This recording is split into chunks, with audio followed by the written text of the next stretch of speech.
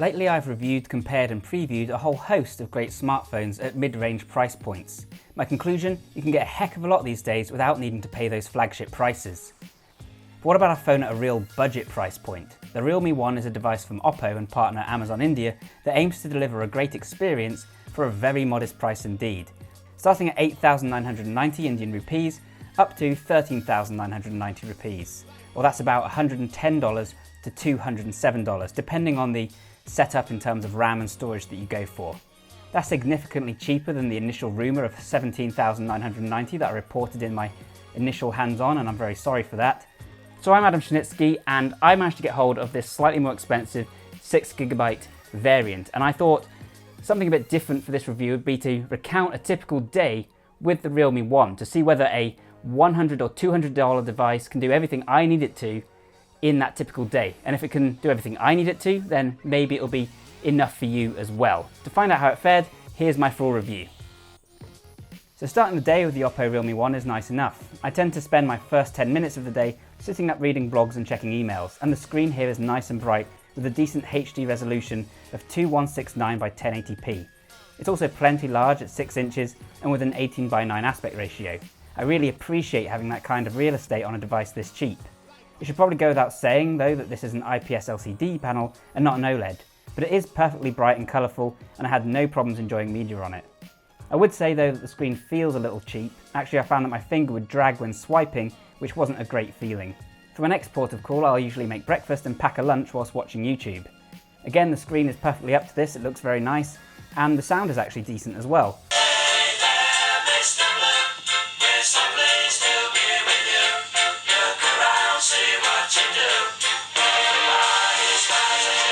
Although this is a single speaker grill affair down the bottom, of course, it's loud enough to be heard over a boiling kettle or chopping bread, and it actually fills the room pretty well.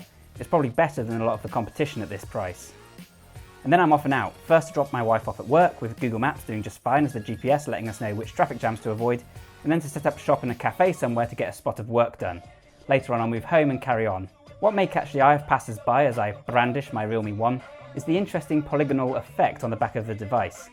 This subtle pattern is visible only when it catches the light the right way, but it does give the Realme One a bit of a unique personality. It certainly looks considerably less impressive in real life than it does in press photos, and you could achieve the same effect very easily with a decal. But hey, it's better than nothing, and it's definitely preferable to the bland appearance of most budget devices. I'm glad this isn't just another black brick. I will say that during use, the Realme One's price is apparent in the build quality. This device feels pretty cheap and hollow, which is due to the mostly plastic body, and it is incredibly light in the way that might lead someone to mistake it for a toy phone at first. It's also very by the numbers in terms of design from the front. I said in the initial hands-on that I would have liked to have seen OPPO go for the original notch design that it showed in early images.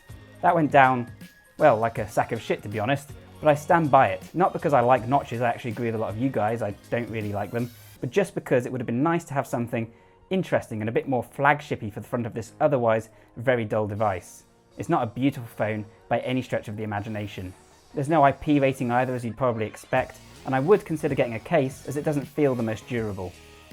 Before I get stuck into work, I'll often begin my day by calling my mum, my sister, or my pilot buddy Nathan, who likewise is available during the working week. The Realme One serves its purpose as a phone with a decent call quality and no issues there. From there, it's on with work. These days I'll actually use my smartphone quite a lot during a typical working day. I use it to respond to messages on Slack, for instance, which is a chat app that Android Authority uses. I use Asana, I use email, I respond to YouTube comments. Obviously, with its Helio P60, this isn't the most powerful device on the block, but it's actually more than ample for the vast majority of tasks. And this is helped a great deal by the pretty hefty 6GB of RAM in my version. The cheapest model only comes with 3GB of RAM, but that's still probably going to be fine for most uses. And 6GB is actually really generous at this price point. The Honor 10, which I praise for being a great bang for your buck device, only gives 4GB in the UK model, and that'll set you back £399. Switching between apps is breezy, navigating the UI is nippy, and even multitasking works just fine and is made easier thanks to their larger screen. That chipset brings with it a Mali G7 II MP3 GPU, which isn't a top-of-the-range performer by any means, but it's perfectly capable of playing most things on the Play Store. You should have no problem with the majority of 3D titles, for instance, and that's increasingly the story with Android gaming. There aren't tons of games out there that push devices to their limits, and so Most things that you want to play on the Play Store you can do even with a cheaper set of hardware. So the argument for spending more on a more performant device is getting harder to defend in that respect. That said, there are some use case scenarios where you might want a bit more power. For instance, if you wanted to do VR, I tried using the Realme One to have a go on Google Cardboard, and it was really slow, really laggy, and nauseating. So if you want to do VR, you might want a bit more horsepower. If you want to do emulation, you might want a bit more horsepower. But for most gaming scenarios on Android, even this setup should be perfectly fine. What makes the Helio P60 a particularly notable inclusion here, though, is that it happens to come with a built-in NPU. For those of you not familiar with all the acronyms and jargon, that's a neural processing unit that brings some onboard AI-type features. Unlocking the Realme One is very fast, for instance, thanks to the effective face detection, and apparently the reaction time is 0.1 seconds, and I can believe that based on my usage. The only big bummer? There's no fingerprint sensor here, and that means I have to use passwords on PayPal. Like a schmuck.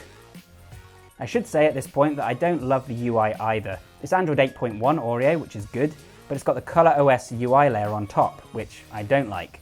As usual, any cosmetic imperfections can be eradicated with a fresh launcher. It doesn't seem to slow things down too much, although it does come with some bloatware, and ultimately this will come down to personal preference, whether it's a big issue for you or not. Don't get me wrong, this isn't going to be a buttery smooth performer, but it didn't stop me doing anything I wanted to do, and that's pretty remarkable really for the price. I imagine it would be the same story for the 3GB model as well. Storage comes in at 32, 64 or 128GB, and that's expandable up to 256GB via an additional SD card slot. So that's a lot in total if you want to go all the way. Often what really is noticeable in a very budget device is the compromises that companies make in terms of the camera. So around lunchtime I'll often hit the gym. This is when the camera becomes an important feature for me, as I'll typically use the selfie shooter to capture my workouts and share on Instagram. I have no shame. In my line of work I'm called to vlog fairly often, I post to social media a lot, so for me it's really important to have a good front-facing camera. If a phone doesn't have that, then that's a bit of a deal breaker for me. So on the Realme One, this is the front-facing camera. It's 8 megapixels, which is fairly generous, and as you can see it's nothing to write home about. The focusing isn't great, it doesn't have optical image stabilization, and it's got the same 2.2 aperture, but it gets the job done, and there's nothing wrong with it. In fact, it's a lot better than the front-facing cameras on a lot of slightly more expensive devices, in fact. For capturing antics in the evening, the rear camera is also serviceable. It's a single lens setup, which these days is actually bucking the trend now, but at 13 megapixels it should be capable of capturing some decent detail. The aperture is quite narrow though, at f2.2, and the photos are distinctly average. There are some fun features, including the now compulsory portrait mode, and some dubious beauty modes, but low light performance is definitely subpar, and there are occasions where the photos looked either washed out or a bit soft. If you live on social media, you may want to look for something a little beefier in this regard, but it's perfectly capable of handling most everyday requirements, and it can produce some nice photos. It's definitely better than it has any right to be, really. By the end of the day, the 3410 mAh battery still had some juice left in it. You can easily make it through a day and a half under moderate to heavy use, and this is at least partly thanks to some more AI trickery, which is supposed to improve the battery management, and I can believe it again from my experiences. It has quick charging, but plugging in come evening, I am forced to dig out a micro USB cable, which is unfortunately one of the backwards facing compromises here. For 13,990 rupees then, I'm able to work, game and take some decent photos. It has a unique appearance and even a little AI magic thrown in for good measure. That's a very compelling offer, and it's hard to imagine how OPPO and Amazon are actually making any money at all from this one. Is it worth a buy?